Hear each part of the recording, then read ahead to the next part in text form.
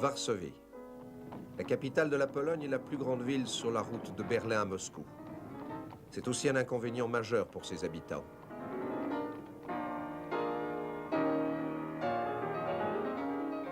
Pendant les années 30 et après la Deuxième Guerre mondiale, la capitale polonaise fut entièrement reconstruite.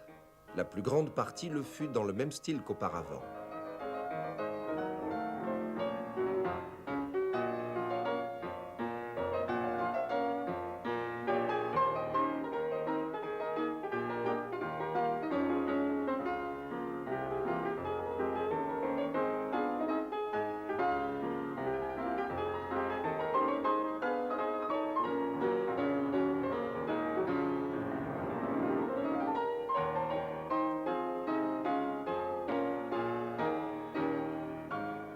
Aujourd'hui, en voyant Varsovie, il est difficile de s'imaginer à quoi ressemblait la capitale polonaise en 1945.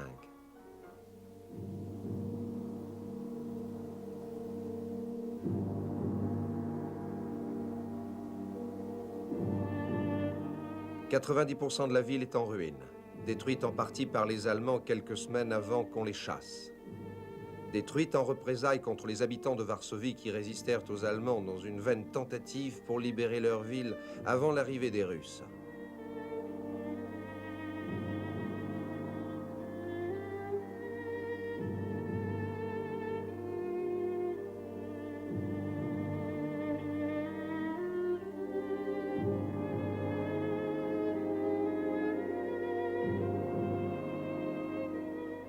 L'insurrection de Varsovie en automne 1944 est l'une des plus grandes et des plus discutables épopées de l'histoire humaine. Elle fut un mélange de gloire et de désespoir, de bravoure individuelle et de misérables ruses politiques.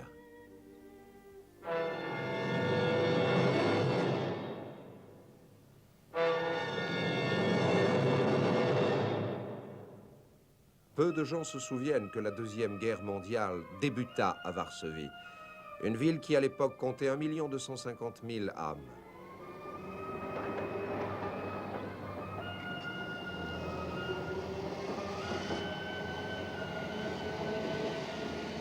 C'était une belle ville raffinée, une grande ville.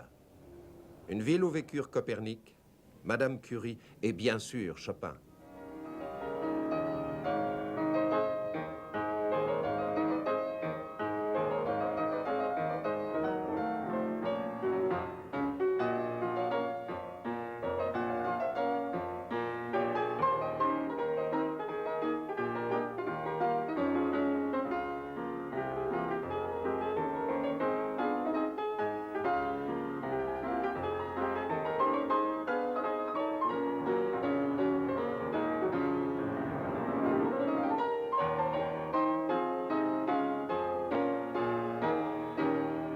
C'est avec l'aide de l'Angleterre, quand Hitler envahit la Pologne en 1939, que ce conflit local se transforma en une lutte globale. Mais ce ne sont pas les actions britanniques qui empêchèrent les bombes allemandes de tomber sur la capitale de la Pologne.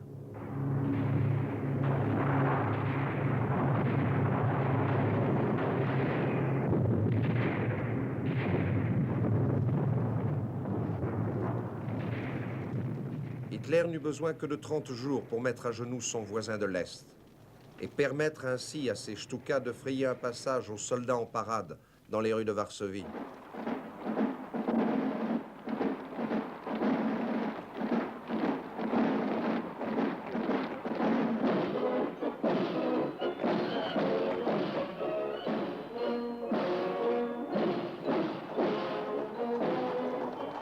Les Polonais étaient habitués aux conquérants. Dans leur histoire, ils ont rarement goûté à la liberté, pris en tenaille entre les géants allemands et russes.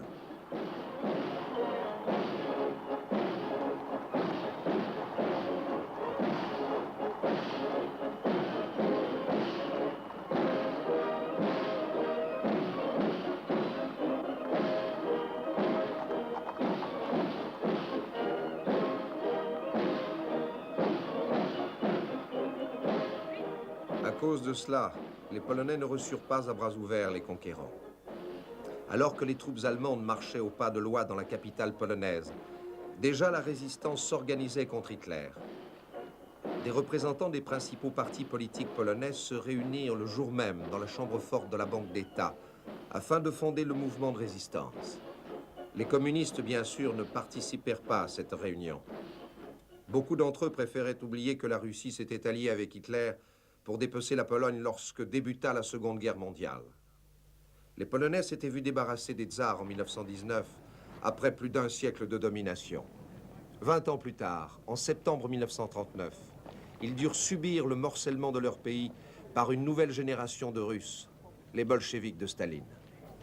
Une semaine avant la capitulation de Varsovie, un gouvernement polonais en exil avait été formé à Paris sous la direction du général Sikorski.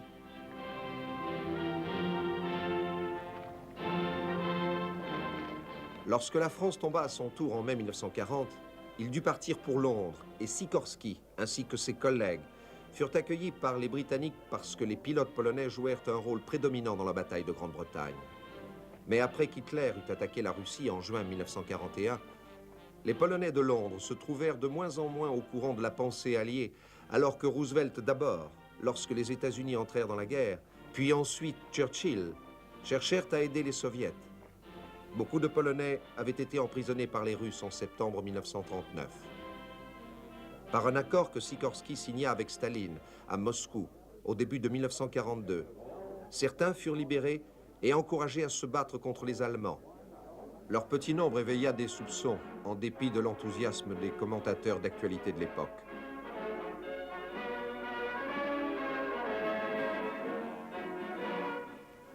Malgré ses 62 ans, le Premier ministre soviétique est un homme d'État viril et en pleine force de l'âge. Une atmosphère bon enfant et sincère a présidé aux réunions de la Chambre du Conseil de Moscou, ce qui est de bon augure pour le futur. L'avenir de ces Polonais disparus entre les mains des Russes avait été extrêmement raccourci.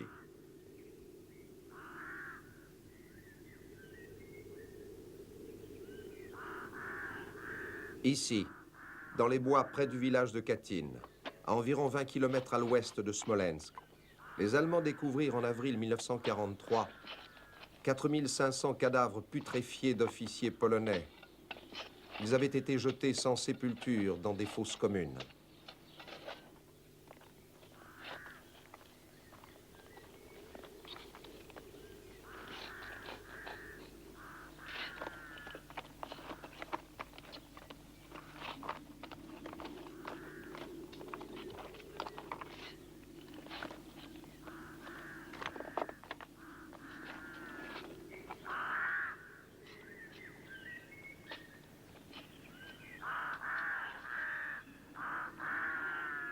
Tous avaient été fusillés, la plupart dans la nuque. Staline prétendait que c'était l'œuvre des nazis, mais les observations des médecins démontrèrent qu'ils avaient été tués 3 ans plus tôt, lorsque la région était sous occupation soviétique. Lorsque les Polonais de Londres demandèrent une enquête par la Croix-Rouge internationale, Moscou refusa de continuer à traiter avec eux, et même l'intervention de Churchill ne parvint pas à réconcilier les deux parties. Les partisans d'Hitler profitèrent de Katyn pour essayer de diviser les Soviets et leurs alliés de l'Ouest. Mais les traitements infligés par Hitler aux Polonais n'étaient pas meilleurs. La nation qui avait tant contribué à la civilisation occidentale était devenue simplement une réserve d'esclaves pour le Reich d'Hitler.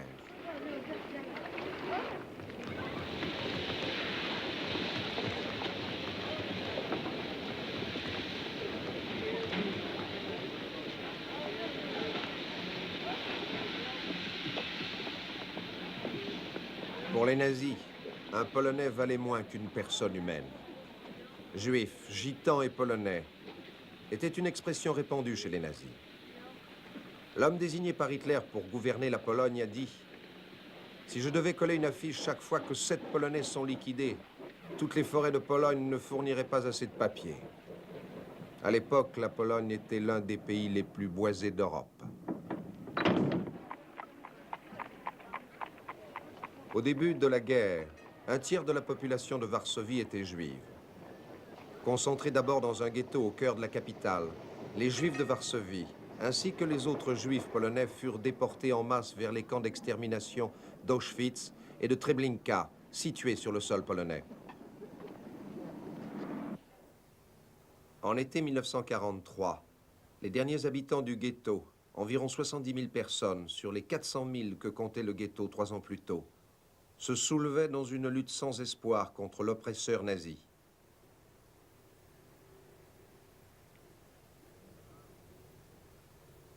Les rares qui survécurent furent finalement exterminés ailleurs, pendant que le ghetto lui-même, un 20e de la superficie de Varsovie, était rasé par les acolytes d'Hitler.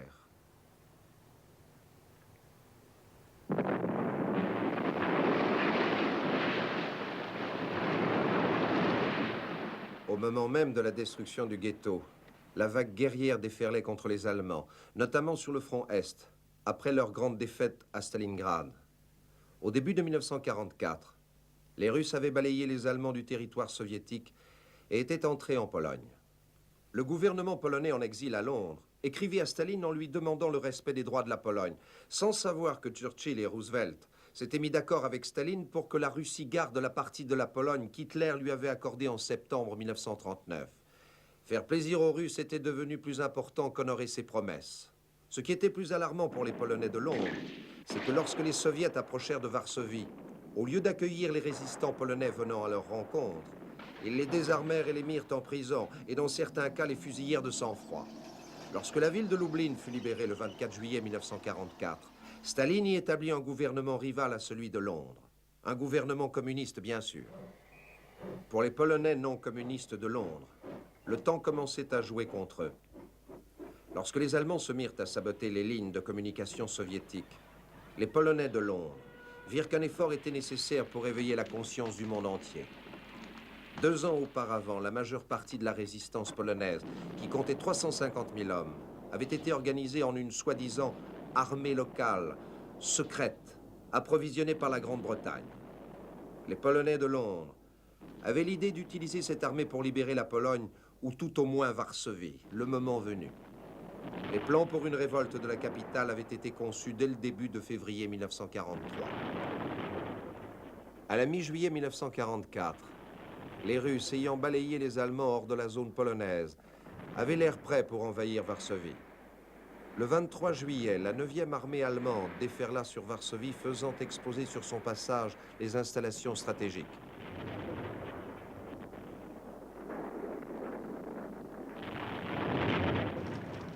À l'intérieur de la capitale, la Gestapo commençait à brûler ses dossiers. Les civils allemands étaient déjà partis, ainsi que le maire et le gouverneur. La dernière semaine de juillet, il ne restait plus qu'une garnison de quelques 2000 soldats. Pour les habitants de Varsovie, leur libération semblait à portée de main. Zbigniew Bokiewicz se souvient.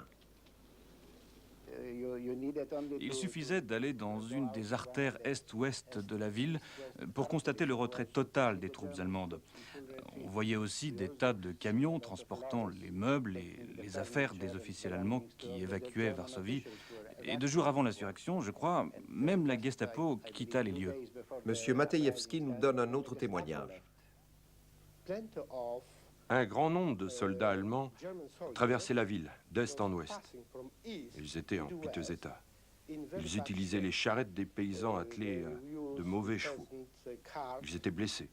Parfois, des soldats n'avaient pas de chaussures. Alicia Ivanska se souvient aussi. On pouvait voir les tanks et l'armée allemande se diriger vers l'ouest, et une grande peur se lisait sur le visage de ces hommes. Personne n'en doutait, vous voyez. Nous étions sûrs que les Allemands fuyaient, et nous étions sûrs que le front russe se rapprochait. Nous entendions de temps en temps le bruit des canons à l'est.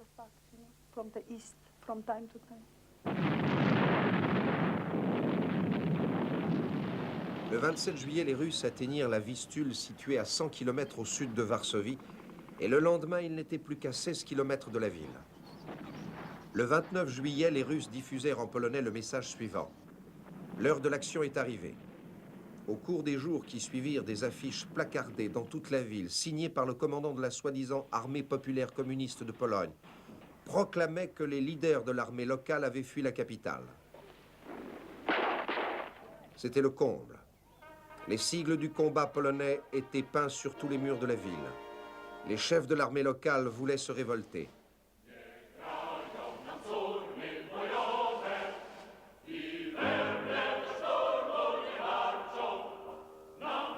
À Après de longues années d'attente, la vie devint stimulante pour les habitants de Varsovie. Monsieur Bokiewicz était parmi eux. Nous étions absolument transportés de joie, car pour la première fois, nous pouvions nous déplacer et parler librement. Nous étions libérés de la Gestapo qui traînait sans cesse autour de nous depuis l'occupation allemande. Monsieur Matejewski se rappelle aussi ces instants. Les premiers jours, tout le monde était heureux, enthousiaste. Beaucoup de drapeaux polonais flottaient sur les toits. Et tout le monde chantait, riait et espérait que ce fût la fin de l'Allemagne. Et tout le monde s'attendait à ce que les Russes traversent la Vistule dans 1 ou 2 jours. Le docteur Sofia Noviak apporte un autre témoignage.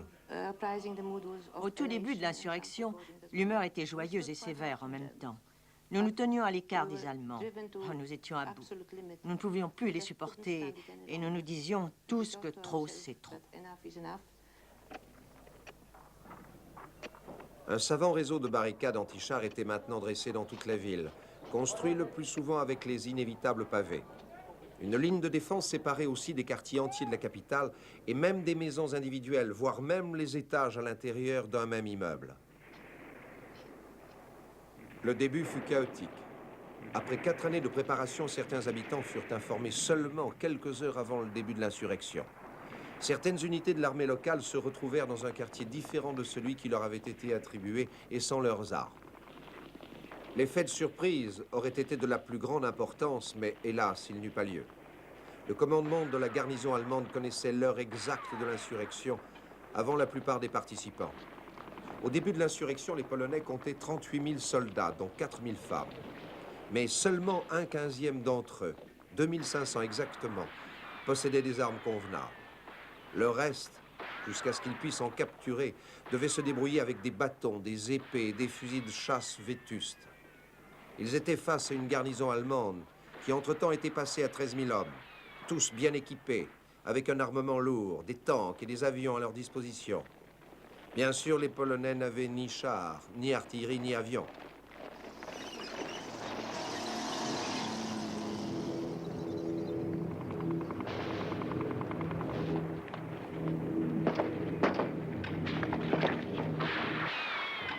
Le premier jour ne fut pas une réussite pour les Polonais. Ils n'atteignirent aucun de leurs objectifs majeurs et ils perdirent 2000 morts ou blessés, près d'un 1/6 de leur effectif, alors que les Allemands perdirent au plus 500 hommes. Il y eut des prisonniers dans les 2 camps. La scène était en place pour une macabre danse de mort.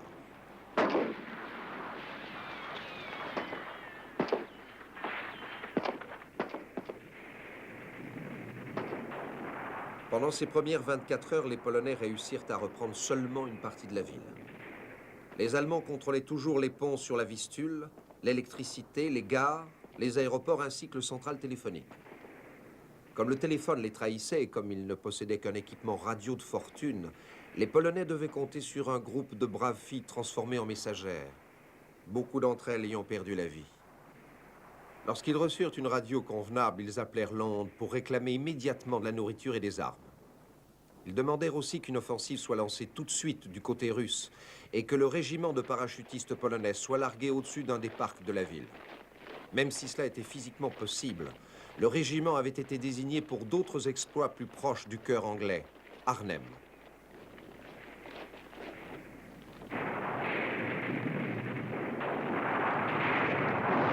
Mais les Polonais eurent plus de succès le 2e jour. Ils reprirent la centrale électrique et le bâtiment principal de la poste.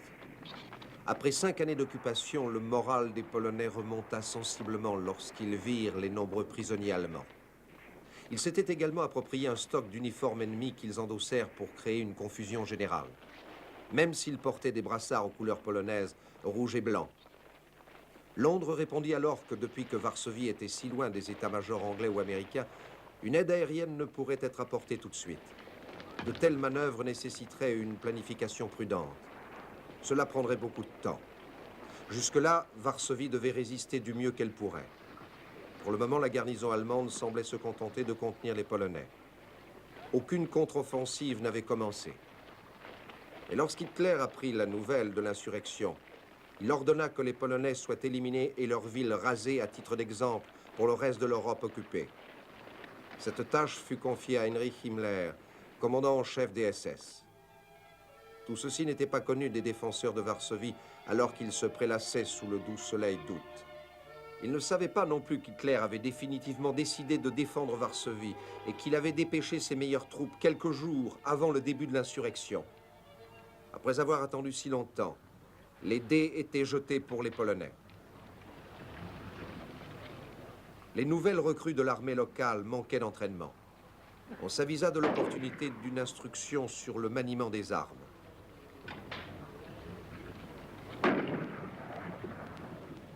Quelques chars allemands furent capturés pendant les premiers jours et ceux qui avaient été endommagés furent rapidement réparés.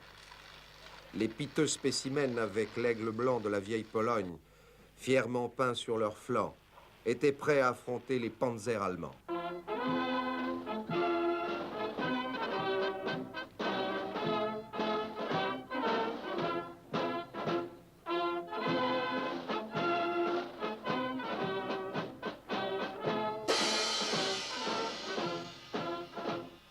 Des médailles furent frappées et distribuées aux premiers héros.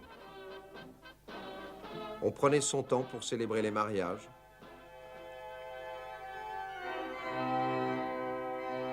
Après avoir mis de côté ces terribles années d'occupation allemande, la vie culturelle polonaise fit un bond en avant. Bien sûr, les enfants ne furent pas oubliés.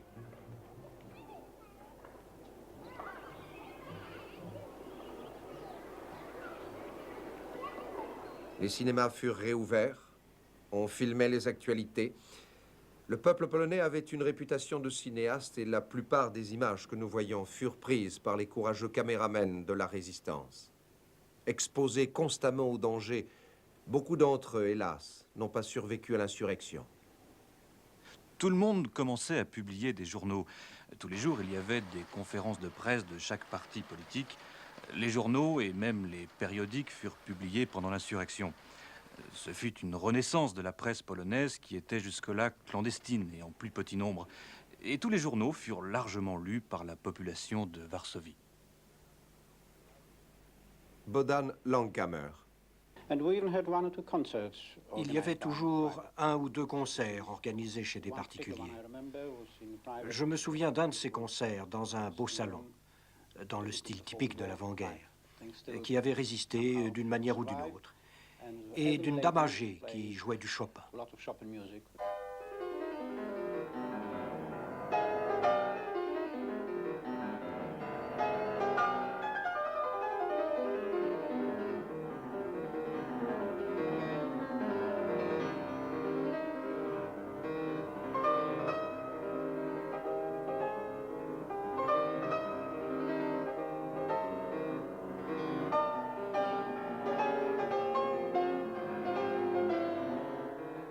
Il y avait même un nouveau service postal qui émettait ses propres timbres et les lettres non affranchies avec ces timbres n'étaient pas autorisées à sortir de Varsovie pendant l'insurrection.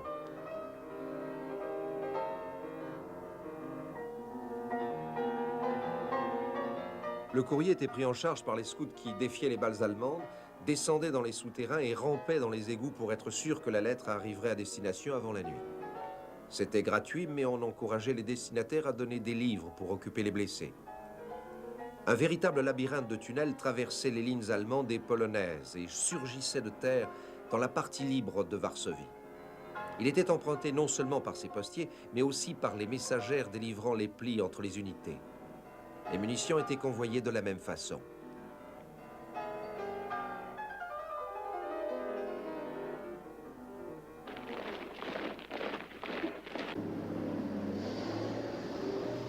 Pour les Polonais, les instants de répit étaient de courte durée.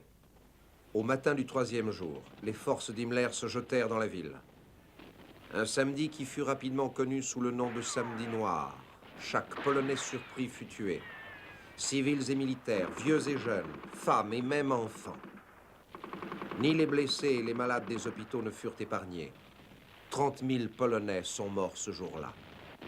Les pertes du côté allemand s'élevaient à 6 morts et 30 blessés.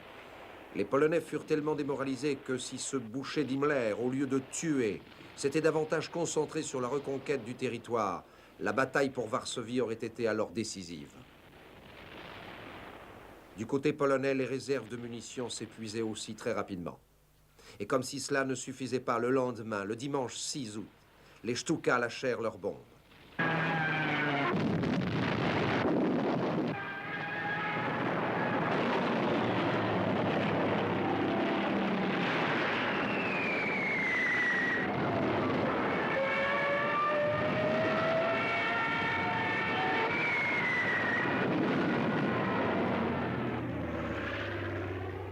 Le bombardement du 6 août anéantit le système de communication des Polonais et fit des ravages derrière leurs lignes. Les atrocités du samedi noir et les bombardements dévastateurs du dimanche ne firent que renforcer le fanatisme des combattants polonais. L'armée allemande, informée de ces atrocités, essaya de les stopper. Sûrement pas pour des raisons morales, mais plutôt pour une meilleure efficacité militaire.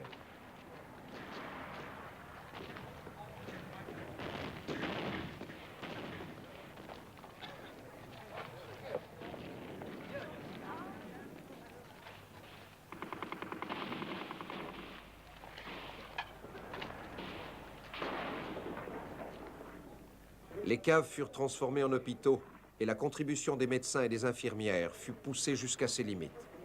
Les réserves de médicaments et de vêtements s'épuisaient et les bandages en tissu furent vite remplacés par des bandages de papier. De temps en temps, des cérémonies funéraires étaient organisées. Nous écoutions avec attention, quelqu'un récitait un poème. Le prêtre disait quelques mots à propos du héros mort, et même si les bombes allemandes nous étaient tombées dessus, nous n'aurions pas bougé, vous voyez. Et ce genre d'attitude dans la vie quotidienne est pleine de grandeur, et nous la considérions comme naturelle.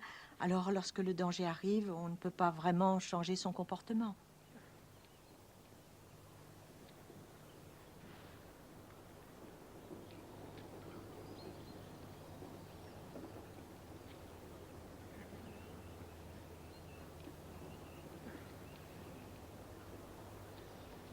Les places et les jardins publics étaient remplis des tombes des victimes.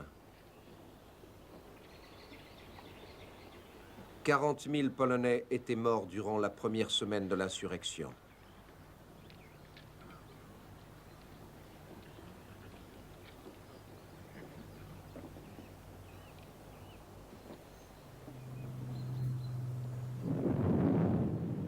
Dans les grands immeubles, qui normalement contiennent 10 ou 12 appartements, il s'y réfugiait parfois 5 à 6 000 personnes.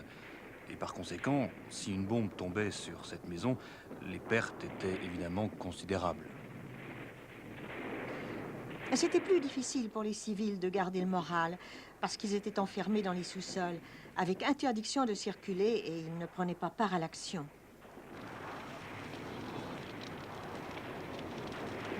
Malgré les horreurs que vous connaissez, le spectacle du feu, de la fumée, des incendies et de cette grande tragédie des bâtiments en flammes, avec en même temps l'héroïsme de la ville, tout cela fut extrêmement impressionnant du point de vue esthétique.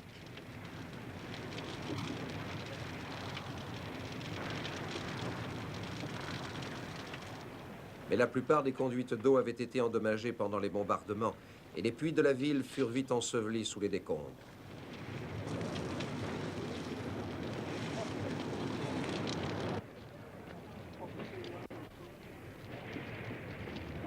L'eau dut rapidement être rationnée.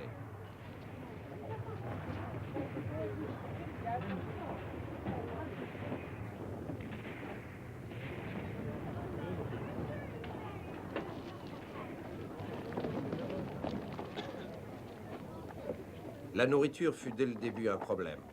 Quand on sait que l'insurrection débuta avec des provisions pour 5 jours seulement et pour toute la population de Varsovie, Il y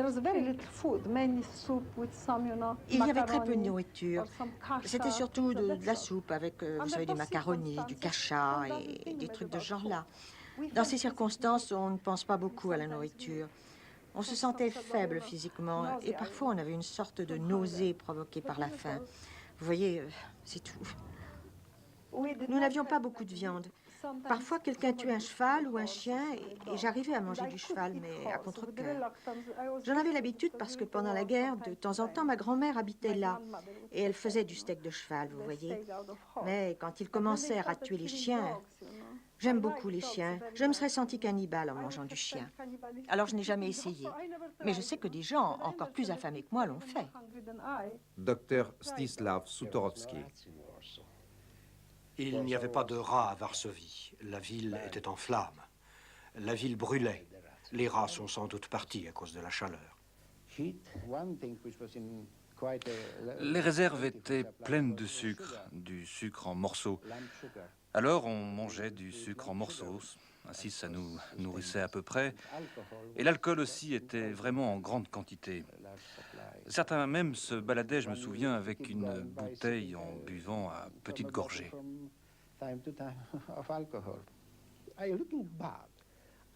Si je regarde en arrière, je crois bien que je ne me souciais ni de ma vie, ni de la nourriture, et même pas de ma famille.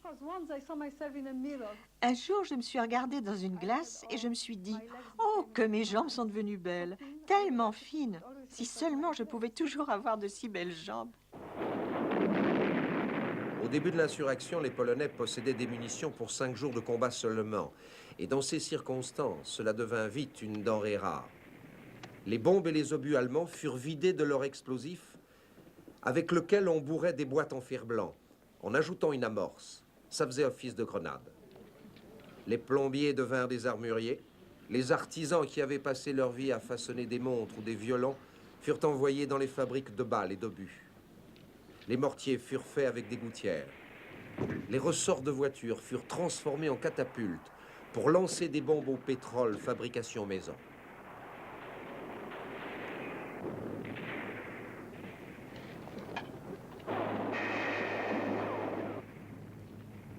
Après le bombardement du 6 août, à la demande des Polonais de Londres, des avions anglais assurèrent la couverture aérienne de temps en temps. Mais les pertes étaient immenses et la majeure partie du ravitaillement tombait entre les mains des Allemands. Churchill demanda à Staline d'aider les Polonais, les Russes étant plus proches. Mais Moscou fit la sourde oreille. Roosevelt était peu disposé à forcer la main des Russes, puisqu'à cette époque, les États-Unis essayaient de les persuader d'entrer en guerre contre le Japon. Mais le soutien aérien ne faisait qu'augmenter le moral des Polonais, et l'équipement anti-char ainsi obtenu leur fut très utile lorsque les Allemands utilisèrent leurs blindés.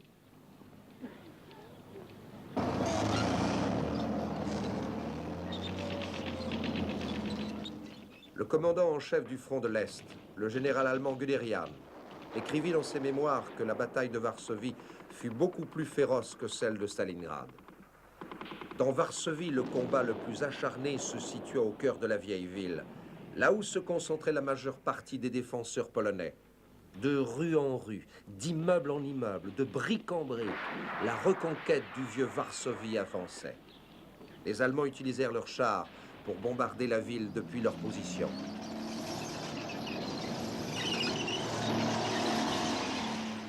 La résistance polonaise était dure et les pertes du côté allemand étaient importantes. La plupart des pertes allemandes étaient dues aux tireurs polonais embusqués dans les ruines des immeubles. Les munitions devenaient rares. Le slogan polonais devint à cette époque « Un Allemand pour chaque balle », et ce fut presque le cas pendant le combat de la vieille ville. Les Polonais remportèrent un succès, surtout le 20 août, lorsqu'ils occupèrent le central téléphonique, d'où des fanatiques ukrainiens de l'armée allemande harcelaient les défenseurs de la vieille ville. Quelques jours plus tard, le QG de la police allemande fut pris d'assaut. Les prisonniers polonais furent libérés et des munitions furent distribuées.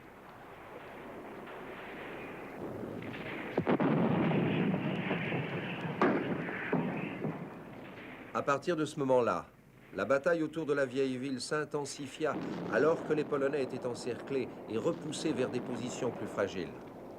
Les Allemands avaient doublé leurs effectifs, passant à 30 000 hommes ou plus.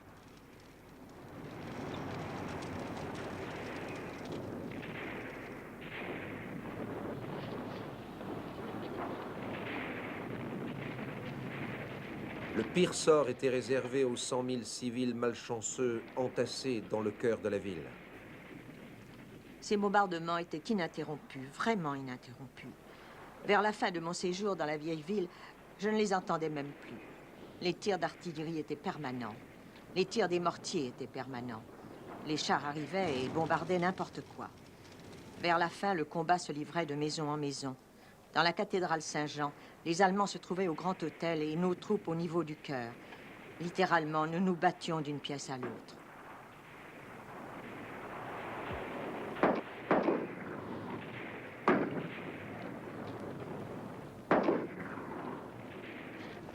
Il y avait des morts partout, mais on les recouvrait avec des journaux et on essayait de ne pas les regarder. J'ai été écœuré. Il y avait constamment cette odeur de cadavres qui brûlent, et aussi cette odeur des chevaux en décomposition, ou brûlés. Tout brûlait.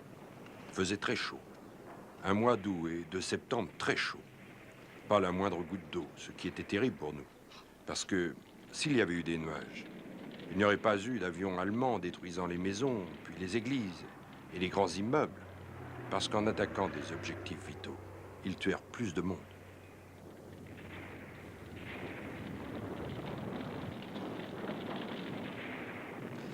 Lorsqu'une maison avait totalement brûlé, le sol et les briques gardaient la chaleur un certain temps.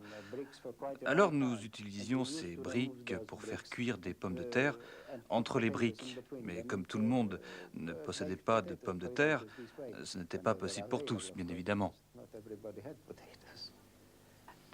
Il y avait sans cesse des prières, des réunions religieuses. Il y avait des diseuses de bonne aventure qui, pour de l'argent ou même pour un morceau de pain, essayaient de prédire ce qui arriverait. Elles racontaient que les avions anglais et américains allaient arriver et que nous serions libres d'un moment à l'autre. Leur présence était très importante pour soutenir le moral de ceux qui ne prenaient pas part au combat.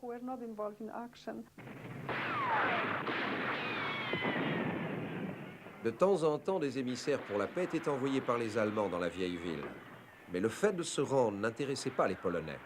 D'autant plus qu'ils n'avaient pas été reconnus par Hitler comme combattants engagés dans un conflit et qu'ils n'avaient donc pas le statut de prisonniers au regard de la Convention de Genève. Les Britanniques menaçaient les prisonniers allemands retenus en Grande-Bretagne si les Polonais n'étaient pas traités décemment. Les Allemands ne lésinaient pas sur les moyens. Ils avaient même installé leur mortier géant Thor pour ajouter encore au malheur des infortunés défenseurs de la vieille ville. Utilisé seulement pendant le siège de Sébastopol, Thor devait être mis à feu à 2,5 km du but. Chaque obus pesait plus de 2 tonnes et pouvait traverser 2,50 m de béton.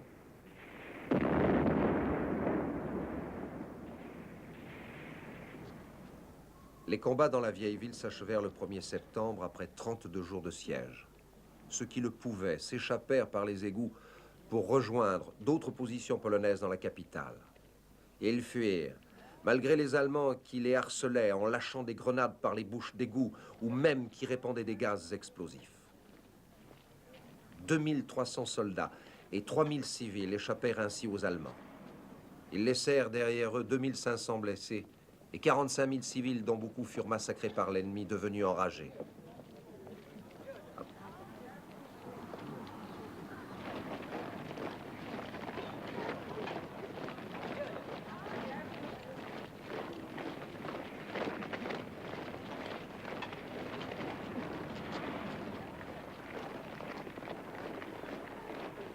Après la chute de la vieille ville, les Polonais pensaient sérieusement à se rendre, d'autant que les Allemands leur reconnaissaient maintenant le titre de combattants. Mais soudain, le 10 septembre, les Soviétiques renouvelèrent leur offensive contre Varsovie et offrirent leur aide aux Polonais assiégés. Soutenu par l'opinion publique britannique et embarrassé par la situation critique de Varsovie, Churchill avait harcelé Staline, bien que le dirigeant soviétique ait surnommé les défenseurs de la ville d'aventuriers criminels. La reconnaissance aérienne allemande avait établi que les Soviétiques disposaient de 60 terrains d'aviation, d'où 2400 avions pouvaient aisément atteindre Varsovie. Le 13 septembre, quelques avions russes effectuèrent des raids au-dessus de Varsovie. Atterrissant sans parachute, la plupart du matériel qui n'était pas tombé entre les mains des Allemands était trop endommagé pour être utilisé. Quelques chasseurs soviétiques firent des apparitions au-dessus de la ville pour décourager les Stukas. Quelques obus soviétiques tombèrent sur les positions allemandes. Le même jour, l'armée rouge, qui regroupait aussi les unités polonaises communistes, repoussèrent les Allemands sur l'autre rive de la Vistule, au-delà de Varsovie. Le lendemain, les Allemands firent sauter tous les ponts. Le 16 septembre, certaines unités polonaises essayèrent de traverser la Vistule pour rejoindre les défenseurs de la ville. Mais ils perdirent beaucoup d'hommes en raison de leur manque d'entraînement et de leur inexpérience. Ils furent de nouveau repoussés sur la rive droite. Les Russes ne répétèrent pas ce geste. Staline jugeait qu'il en avait suffisamment fait pour satisfaire Churchill.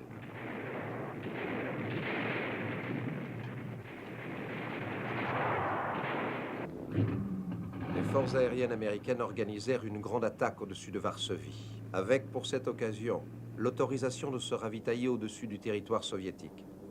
110 forteresses volantes décollèrent d'Angleterre. Plus de 1000 parachutistes sautèrent. Malheureusement, plus de 90% d'entre eux tombèrent entre les mains ennemies à cause de l'exiguïté du territoire tenu par les Polonais. Pendant un moment, cette action stimula le moral des défenseurs, mais hélas, cela ne dura pas.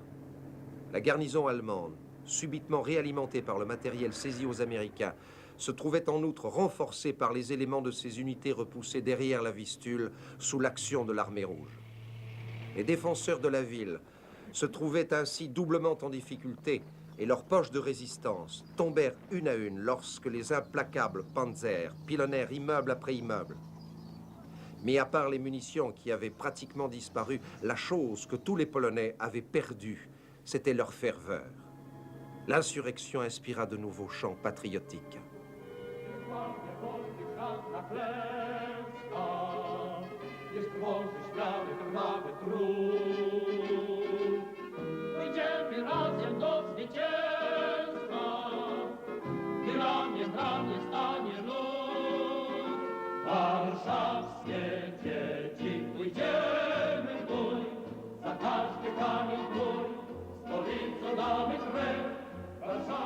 Je n'ai jamais vu quelqu'un de désespéré pendant la révolte de Varsovie.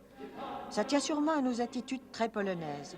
Le style de l'action est plus important que le résultat de l'action lui-même.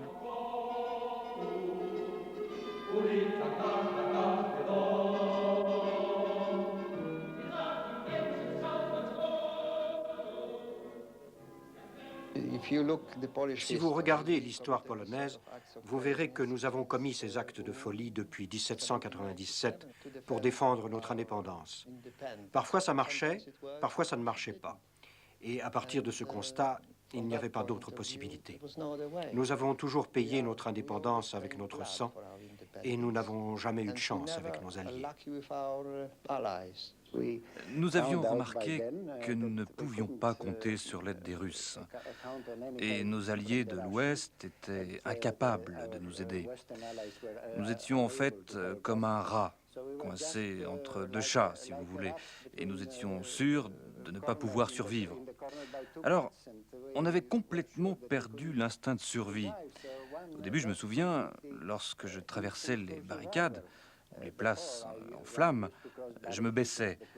Mais après, je marchais tout droit, en fait, en espérant me faire tuer par une balle, sans souffrir.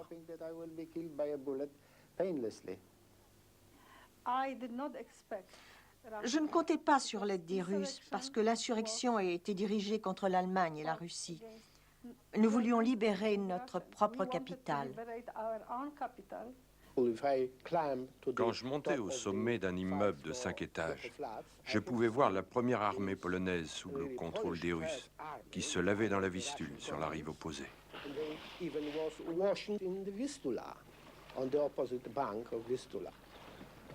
Le 29 septembre, les Allemands commencèrent à pilonner les dernières positions polonaises.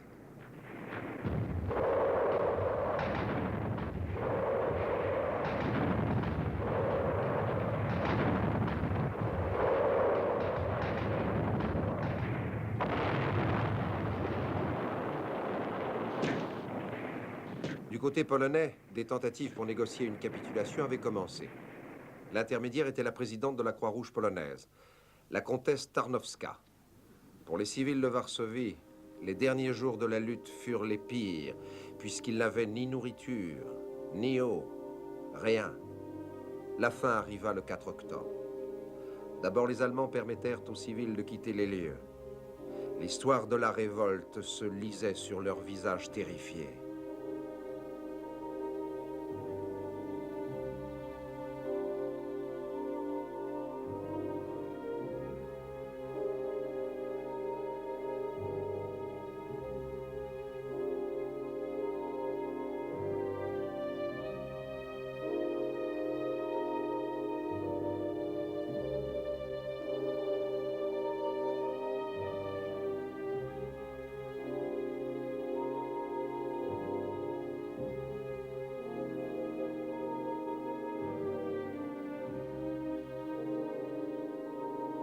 Le commandant polonais, le général Bor Komorowski, alla au quartier général de son homologue allemand pour signer les formalités de la capitulation. On lui offrit un repas dont il avait sans doute besoin, mais il refusa. Le plus surprenant fut que les Allemands autorisèrent les Polonais à capituler honorablement. Il n'y a pas de doute que certains généraux allemands étaient inquiets à l'idée d'une accusation future pour crime de guerre. 9000 soldats polonais se rendirent. 3500 autres préférèrent fuir Varsovie pour continuer la lutte ailleurs. Ce combat sans espoir dura 10 semaines, 63 jours exactement. Aussi longtemps qu'en 1939, lorsque les Polonais contenaient les Allemands. 250 000 Polonais perdirent la vie au cours de ces combats. Les pertes allemandes furent à peu près de 1000 morts. Lorsque les derniers habitants furent conduits en dehors de la ville, Varsovie fut systématiquement détruite. Hitler avait décidé que ça ne se reproduirait plus.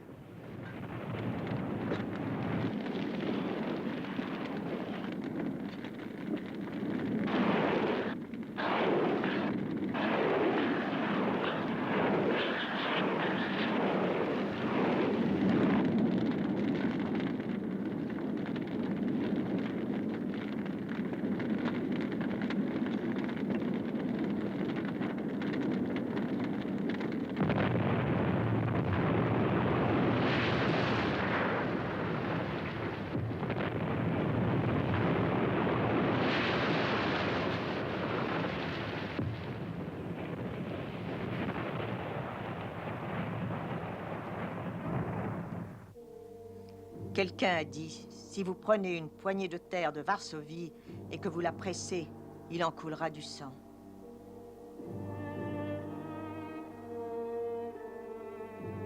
Le 17 janvier 1945, 15 semaines après la capitulation et 25 semaines après le début de l'insurrection, l'armée rouge entra dans Varsovie. Aujourd'hui, dans leur capitale reconstruite, ce sont les Polonais qui président de nouveau aux destinées du pays.